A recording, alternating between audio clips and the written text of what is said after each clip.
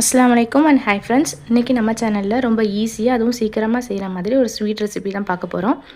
இது பார்த்திங்கன்னா அப்படியே குலோப் ஜாமுன் மாதிரியே இருக்கும். ஆனால் இதுக்கு வந்து எந்தவித பக்குவமும் தேவையில்லை, எந்த பாகுபதமும் தேவையில்லை. டேஸ்ட்டும் ரொம்பவே சூப்பராக இருக்கும். இது எப்படி செய்கிறதுன்னு வாங்க வீடியோக்குள்ளே போய் பார்க்கலாம். இப்போ ஃபஸ்ட்டு வந்து ஒரு அடிகனமான பாத்திரம் எடுத்துக்கிடுறேன். அதில் 1 டேபிள் ஸ்பூன் அளவுக்கு மட்டும் நெய் ஊற்றிக்கிடுறேன். இந்த நெய் கொஞ்சமாக சூடானது 1 கப் அளவுக்கு ரவை வந்து போட்டுக்கிடுறேன். ரவை போட்டதுமே நம்மளுடைய ஃப்ளேமை வந்து லோவில் வச்சுக்கணும். லோவிலேருந்து மீடியம்குள்ளே வச்சுட்டு இதை நல்லா வறுத்து எடுத்துக்கலாம். ரொம்ப நேரம் போட்டு வறுக்கணும் அப்படிங்கிற அவசியம் இல்லை.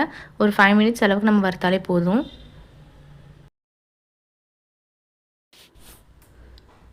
இந்த அளவுக்கு வறுத்ததுக்கப்புறம் நம்ம 1.5 கப் அளவுக்கு நான் பால் எடுத்து வச்சுருக்கேன். இதை வந்து காய்ச்சி ஆற வச்சு ஃப்ரிட்ஜில் வச்சுருந்தேன். நல்லா கூலான பால் தான் இதில் வந்து ஊற்றணும். ஊற்றினதுக்கப்புறம் நல்லா வந்து மிக்ஸ் பண்ணி விட்டுக்கணும். ஃபஸ்ட்டு 1 கப் பால் மட்டும் விட்டு லைட்டாக மிக்ஸ் பண்ணி விட்டுட்டு நெக்ஸ்ட்டு வந்து 1/2 கப் பாலை வந்து இதோட சேர்த்துக்கிடுறேன். ரவையில் இந்த பாலை ஊற்றினதுமே இல்லைன்னா லோ ஃப்ளேமில் வச்சுக்கோங்க. பால் ஊற்றின கொஞ்சம் நேரத்துலேயே அந்த ரவை வந்து பாலை நல்லா இழுத்து கட்டியாக ஃபார்ம் ஆகிரும். அதனால் கைவிடாமல் நல்லா மிக்ஸ் பண்ணிகிட்டே இருக்கணும். நல்லா மிக்ஸ் பண்ண நம்மளுக்கு கட்டியாக ஒரு டோ மாதிரி ஃபார்ம் ஆகும். நம்ம கோதுமை மாவுலாம் பிசைஞ்சால் எப்படி இருக்கும் அந்த மாதிரி கட்டியாகவே ஃபார்ம் ஆக ஆரம்பிச்சிடும். இப்போ அந்த ஸ்டேஜில் நம்ம வந்து ஃப்ளேமை ஆஃப் பண்ணிக்கலாம்.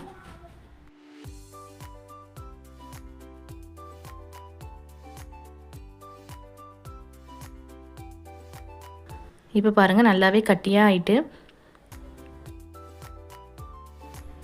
இப்போ அடுப்பை ஆஃப் பண்ணிவிட்டு நான் வேறு ஒரு பாத்திரத்துக்கு மாற்றிக்கிடுறேன்.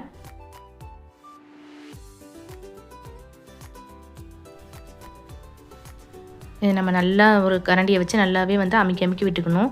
ஏன்னா இந்த ஸ்டேஜில் நம்ம கை வைக்க முடியாது, ரொம்ப சூடாக இருக்கும். அப்படிங்கிறனால கரண்டியை வச்சு எந்த அளவுக்கு நல்லா ப்ரெஸ் பண்ண முடியுமோ அந்த அளவுக்கு நம்ம நல்லா அமுக்கி விட்டுக்கலாம். ஓரளவுக்கு நம்ம கரண்டியை வச்சு பிசைஞ்சதுக்கப்புறம் நம்ம வந்து மூடி வச்சிடலாம். கொஞ்சம் வந்து நல்லா ஊறட்டும். நெக்ஸ்ட்டு வந்து நம்ம சுகர் சிரப் வந்து ரெடி பண்ணிக்கலாம். அதுக்கு வந்து 1 கப் அளவுக்கு நான் சுகர் எடுத்திருக்கேன். 1 கப் அளவுக்கு நான் சுகர் எடுத்து போட்டிருக்கேன். அதே அளவுக்கு 1 கப் அளவுக்கு தண்ணியும் ஊற்றிக்கிடுறேன். ஊற்றிட்டு வந்து நம்ம நல்லா மிக்ஸ் பண்ணி விட்டுக்கலாம். இந்த சுகர் சிரப்பில் நான் ஒரே ஒரு ஏலக்காவும் போட்டுக்கிடுறேன். போட்டு இது வந்து நல்லா கொதிக்கட்டும். மீடியம் ஃப்ளேமில் வச்சு நல்லா கொதிக்க வச்சுக்கிட்டோம். ஒரு 5 நிமிஷம் அளவுக்கு நல்லா கொதிச்சா போதும். நம்ம சுகர் சிரப் செய்கிறோம் அப்படின்னாலே கண்டிப்பாக அதுக்கு பாகுபதம் வந்து தேவைப்படும். ஆனால் இந்த டிஷ்க்கு வந்து பாகுபதம்லாம் தேவையில்லை. 5 நிமிஷம் ஆகிட்டு நான் வந்து அடுப்பை ஆஃப் பண்ணிக்கிடுறேன். நெக்ஸ்ட்டு நம்மளுடைய ரவையுமே நல்லா ஊறி வந்துட்டு இந்த டைமில் 1 டைம் வந்து நல்லா மிக்ஸ் பண்ணி விட்டுக்கலாம். நம்ம கையை வச்சு கொஞ்சமாக பிசைஞ்சு விட்டுட்டு இதில் சேர்க்க வேண்டிய பொருளையும் நம்ம சேர்த்துடலாம். இது கூட 1 டேபிள் ஸ்பூன் அளவுக்கு நான் மைதா மாவு எடுத்திருக்கேன். நெக்ஸ்ட்டு இதோட மில்க் பவுடர் வந்து ஒரு 4 டேபிள் ஸ்பூன் கிட்ட சேர்த்துக்கணும். நான் வந்து 10 ரூபா மில்க் பவுடர் வந்து 2 பாக்கெட் சேர்த்துருக்கேன்.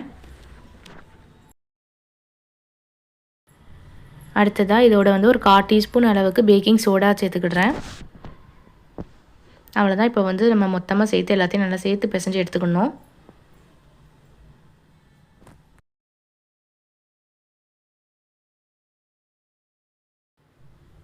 நம்ம பிசையும் போது இப்போ ஸ்டார்டிங்கில் வந்து கையில் ஒட்டுற மாதிரி இருக்கும்.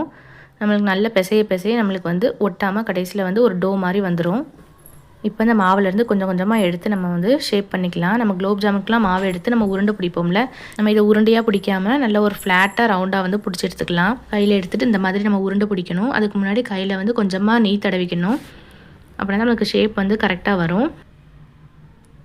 இந்த மாதிரி ரவுண்ட் பண்ணிவிட்டு ஒரே ஒரு ப்ரெஸ் பண்ணிட்டா நம்மளுக்கு வந்து அழகான ரவுண்ட் ஷேப்பில் வந்து ஃப்ளாட்டாக வந்து ரெடி ஆயிரும்.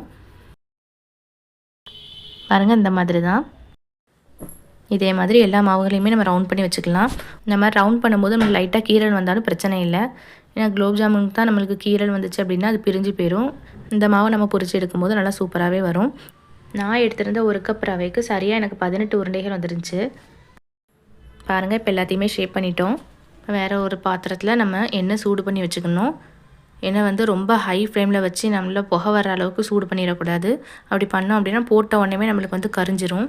இப்போ பாருங்கன்னா ஒரு குட்டியாக ஒரு பால் மட்டும் போட்டிருக்கேன். அதில் வந்து லைட்டாக பபிள்ஸ் வர மாதிரி இருக்குல்ல, இப்படி வந்து நம்மளுக்கு மேலே வந்தது அப்படின்னா நம்ம இந்த ஸ்டேஜில் வந்து நம்ம உருண்டைகளை வந்து உள்ளே போட்டுறலாம். இந்த ரவா மாவை நல்லா பொரிச்சு எடுத்துக்கலாம். அதுக்கு வந்து ஃப்ளேம் வந்து லோவிலேருந்து மீடியம் வரைக்கும் வச்சுக்கலாம். அதுக்கு மேலே வச்சிடக்கூடாது.